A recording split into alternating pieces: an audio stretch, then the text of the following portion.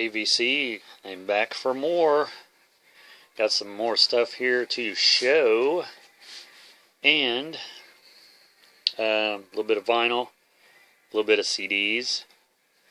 A lot of new releases this month.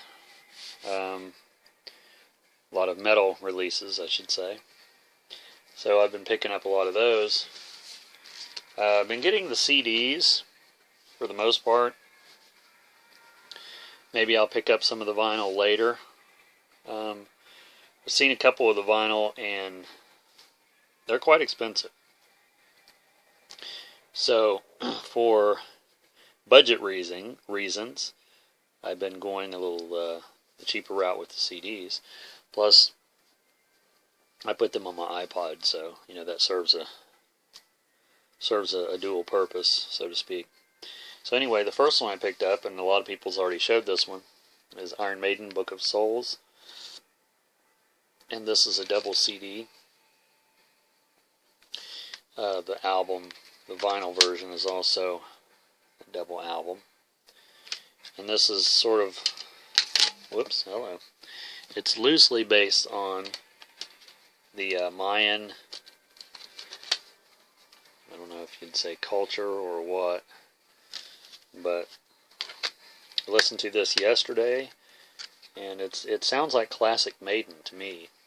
It sounds like it would fit in with about anything else that they've done, so you know that's a good thing.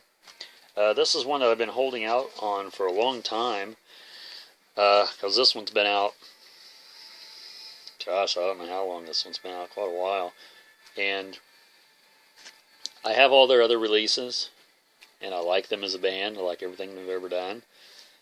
So I don't know why. And I did the same thing with their last release. This is ACDC, Rock or Bust. I don't know if you can see that there. I'm sure you've probably already seen it. But when Black Ice came out, I did the same thing. You know, I was real, dragged my feet for a long time to actually get it. So I don't know why that is, but I'd heard 3 songs off of this one, and you know that just compelled me to pick it up. So I mean, you can't go wrong with ACDC. You know, they're saying that this might be their last album and their last tour, but I think they also said that the last when they did Black Ice. So who knows? I mean, they're getting up there. I don't know how they can do it as it is. I mean, maybe I'm just a slacker. Well, there's no maybe about it. I am a slacker, but I wouldn't want to tour and, you know, put in all the effort that it takes to be in a band and release albums, and, you know, I just wouldn't want to do that. The only good part about it is you'd see a lot of countries that you'd never see otherwise. But you really don't get to see that much because you're, you know, sort of, you fly in and you do the show and you fly out, supposedly. So, anyway, this is another one I picked up, a new release, Motorhead, Bad Magic. And I got the last one, Aftershock, when it came out. And I seen someone show this recently on the VC. They were showing the vinyl version, and it actually made me decide, you know, I really need to get that. I mean, Motorhead is similar to ACDC in that way. I mean, there's nothing that they can put out that I wouldn't like. So, and Lemmy's not been in real good health as of late. They've been canceling shows and not finishing shows. He had a lung infection, I guess. So I guess he's got that taken care of, and the tour has resumed, so they're hoping that the tour that they can finish it up. Hopefully his health will improve, and I'd like to see them do another album. I mean, I know it's too early in the game to think that since this one just came out, but I listened to that yesterday too, and it's definitely classic Motorhead. I mean, the guy's probably 70, and he's he's cut back on his drinking and smoking and stuff. I mean, he still does it, but he's cut back, I guess, almost in half or more than what he was doing. So, he's lived a hard life. So, in his words, it's too late to change him now, I guess. Another release that just came out Friday, the new Scorpions. This is Return to Forever, and this is another amazing album. Scorpions sound just as good today as they did on every release that I've heard. Klaus Mein's vocals is actually more clear and more strong than they've ever been, and I don't have any complaints with this CD at all. It's very good. Every song is good. So if you're a Scorpions fan, you might want to pick that one up. They're saying this would possibly be their last one too, so we'll have to wait and see. And another one I picked up, this is the deluxe version of, Repentless by Slayer. I've seen a lot of people post this already, and I seen the vinyl yesterday when I was out. But since I already got this one, and this one is, like I said, the deluxe one. It has the Blu-ray with it and the fold-out. I don't know if the album folds out like this or not. Whoops. Lay that aside. Folds out like this. And like I said, this has the Blu-ray with it, the CD and the Blu-ray, and it has it's the performance they did from the Wacken Open Air, and I guess it was 2014. Comes with this little insert showing the other albums, which I guess all of their stuff's been re-released on vinyl, which I have the majority of, the early stuff.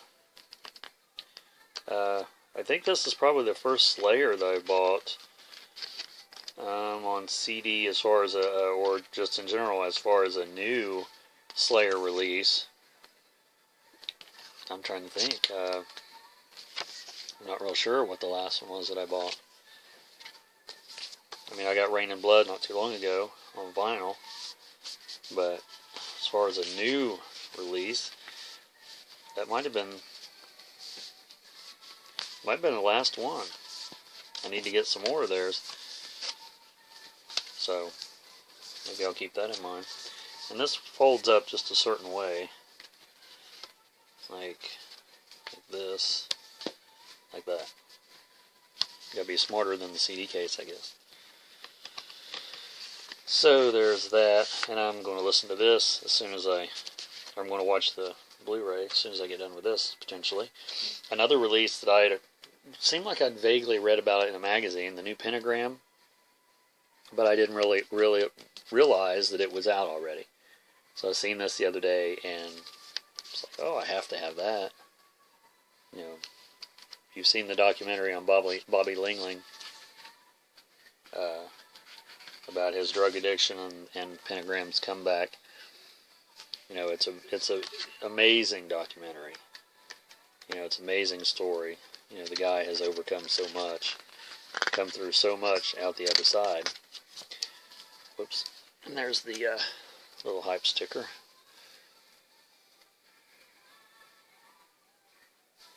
This is on Peaceville, which I think that's the same record label that reissued the Venom albums, the original Venom, I think. Okay, and on to some vinyl. This one I picked up at Flea Market, Kiss Dynasty.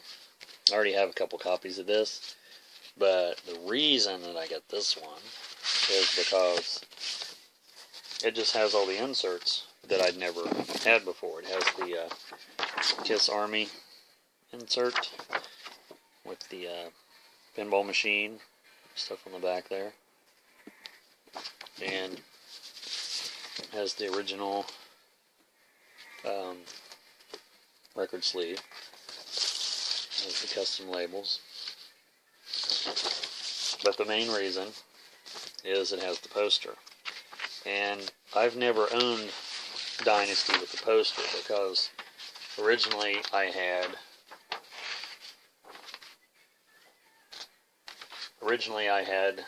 Dynasty on 8-track.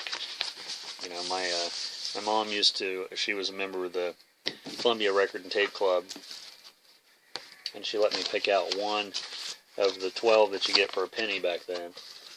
And so I picked out Dynasty, and you know, the 8-track never came with posters and inserts. And it's funny because it didn't seem like people even cared back then. It didn't seem like it mattered, but I mean, it matters now. This was one that I was excited to see too. Winger's first album. You know, this is another guilty pleasure similar to Warrant. I know a lot of people that like pure metal would consider this, you know, maybe glam or poser metal, or not even metal to a certain degree. I actually met Winger quite a few years ago at Dingleberry's record store that they used to have around this area, and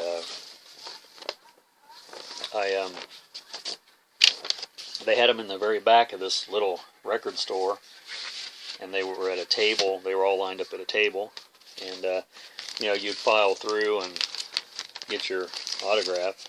And I had the cassette of this album, and they each one signed it. But they were all, you know, they wasn't really paying attention to the fans. They were more worried about what drinks that they were going to get or couldn't get or whatever, something to that effect. So I was sort of a little disenchanted with that. Not that I was huge fans, but me and my roommate at the time, we went to you know, to meet them because they were there. Somewhere I have a picture of me standing in front of their limousine. I have to dig that out. I should have dug it out before the video, but I didn't think about it. Then I picked up a couple more. ZZ Top, El Loco. Didn't have this on vinyl. I'd never owned it on vinyl. I'm not even sure if I ever had the CD. There's the sleeve. And this isn't the greatest copy in the world, but it was only $2.99. Has Tube Snake Boogie on it and Pearl Necklace. So those are the two that you hear a lot on classic rock radio. But any ZZ Top is good ZZ Top, especially the early stuff with most bands. Although their last, I don't know, 3 or 4 albums have been great from beginning to end. And the last one I'll show in this video is one I'd never seen in person, Kick Axe.